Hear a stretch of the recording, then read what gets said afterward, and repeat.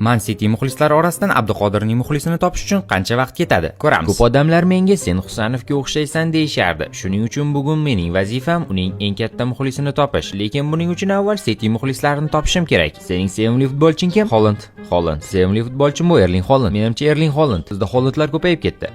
Senchi? Shu, menda ham Holland. Ikkita Holland. Man City'dagi sevimli futbolching kim? Men uchun Rodri. Hamma Holland yoki Rodri deyotganidan vaqtim tugay boshladi. Hatto City avtobusi ham keldi. Husanov esa ichkarida.